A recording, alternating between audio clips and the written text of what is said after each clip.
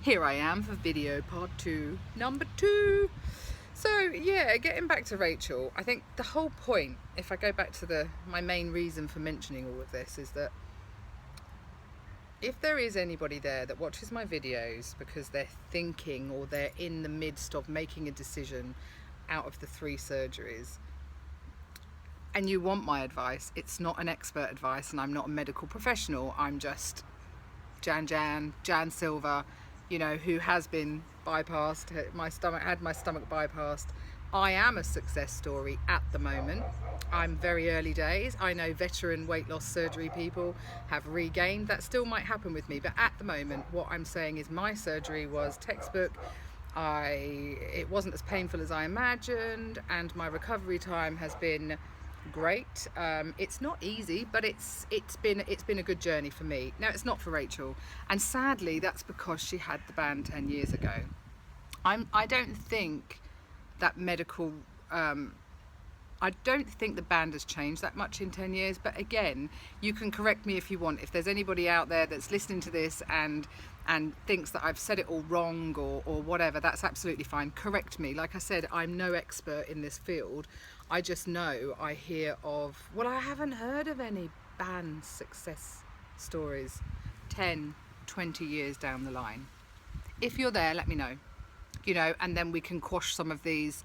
Rachel just might be extremely unlucky, but it's quite odd then that Hannah also, her band failed her and she had to have it removed. So yeah, I think that's all this is really, is a kind of a warning to make sure that anybody that's thinking about this does their research, looks at statistics. I think if you go into statistics for a gastric bypass, that's all I can talk about personally. I know there's over 40 years worth of research and success stories. 40 years is a long time, and one of the reasons I chose the surgery for myself is I'm 44, and you think, I needed to know that this is at least going to last for 40 years. Yes, I've got to work at it. It's not a magic trick. But I needed to know that for the rest of my active life, and I'm not going to be this active till I'm 80, I'm sure I'll slow down a bit, but I needed to know that this is going to work for me, not that there wasn't any research, that there isn't any, we know we have to take vitamins for the rest of our life. That's because they've got 40 years of research to get that from, and the malabsorption is an issue, but we take vitamins, we take our calcium, and we have to go and have vitamin B12 injections, which I'll probably be due in about 2 months' time. I'll go for my first one of those. I don't know whether they'll test my blood as to see whether I need it, or I think it's just par for the course that I will then go and have that. But so guys, that's all this really was to let you know that Rachel's doing really, really well. She's got great support in her partner Ruth. Ruth's at the hospital with her every single day. I'm sure she's just dying to get home and start to recover. And I want to thank all of you guys, Instagram and YouTube, that has sent messages or asking how Rachel is. She's on the mend, and that's the best bit of news that I can come to you and say today. I was really chuffed to walk into her hospital room and see her perked a bit. I did actually make her laugh a couple of times today. Probably really hurt her, and I'm sorry, Rach, I'm sorry. I'll save that till you're healed a bit more, and then we can have a good old giggle. Not sure she's going to be up for the meeting because it is only a week tomorrow. I'm not sure I would have been that quickly, but who knows. Let's see how quickly she can bounce back if and when she gets when she gets home. So yeah, it sounds like a bit of a grumble. It's not a grumble at the NHS. I just think because she's on a mixed ward, communication's broken down somewhere along the line. Your consultant comes to you and says you need to be on a clear liquid diet, and then somebody else is offering you soup with bits in it and yogurt. No, or full fat jelly. So yeah, I'd be a bit cross, I think, if I was them. The surgeon, obviously Greg Jones, has done a fantastic job. They're super happy with what he's done, and he was, I'm sure, super tired after trying to fix such a mess. That was what he found when he went inside Rachel. So, PG's coming to say hi. Hello, darling. Hey. Oh, that's nice. You're going to sit and have my coffee with me, aren't you, Paige? Right, people, so yeah, sorry about the two-parter today, but I just, you know, Rachel and Ruth said yes, it would be good to almost warn people, but yeah, sorry not sorry.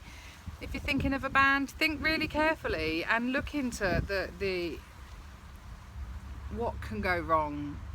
You know, Rachel told me today that even after the surgery that she's just had on Tuesday, sipping water doesn't hurt her. For 10 years with that band in, she's had a pain while drinking. How awful is that? And already she feels a bit better that she can sip, drink and not feel this discomfort or pain. So thank God she's had it removed. And I say that and I don't believe in him, so sorry not sorry again. Thank goodness she's had it removed and she can now get on the road to recovery on that loser's bench. Day by day she'll just get a bit stronger. So anyway guys, if you haven't already, click like and subscribe. Is that the right way around? Maybe not. Just click them both, like and subscribe. And if you haven't already, go and follow me over on Instagram. I'm over there looking on the lighter side of life, as always.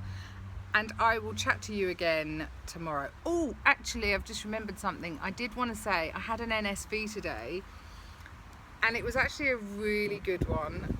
For years, I've told you all that I've had a really, really bad back, and towards my highest weight, I guess, I was worse than I'd ever been. I ended up at physio every week for 6 weeks and nothing was really touching my pain. I was on pain relief and yeah, I was in agony. Even putting my foot on the clutch in the car caused me this electric shock in my sciatic nerve, I think. Anyway, because of my back, doing a large grocery shop or anything that involved putting too much in a trolley or a cart, as you say in America, I couldn't do it. I'd have to wait until my husband was with me, and the last thing he wants to do when he's worked all week is actually go and do some shopping. So today I went to Costco and I have piled my trolley so high. I've bought this huge planter for the garden, which is a terracotta. I lifted it into the trolley, then regretted it, but only because I thought, shit, I'm never going to get it in my car and get it out again, but my son will do that later. And actually for the first time in I don't know how many years, I was able to push that trolley around without my back pinching. Normally, if you've got something too heavy and I'm pushing it along and then I twist the top half of my body and leave my spine, that can cause me days of agony. And it didn't today. I was like, So I think I've got a lot more to thank my bypass for than I realised, in the sense that I thought my back was just me, but perhaps the amount of weight I was carrying clearly wasn't helping, because touch wood, I need to touch wood, I haven't been in pain. I so don't want to tempt fate, and to be able to push that trolley around today just enabled me to go, oh well, I'll go and get a big sack of chicken food, because if I'm not hurting and it's not in pain, I don't have to wait for somebody else to do it. So yeah, that was a really good non-scale victory for me, and hopefully I can just get smaller and stronger. Yay! Sorry about the plane, sorry about the noises. Anyway guys, I've chatted way too much. Take care. I hope you're all having a wonderful day and that Friday is kind to you. What are you all up to for the weekend? Let me know down below. Cheers, bye.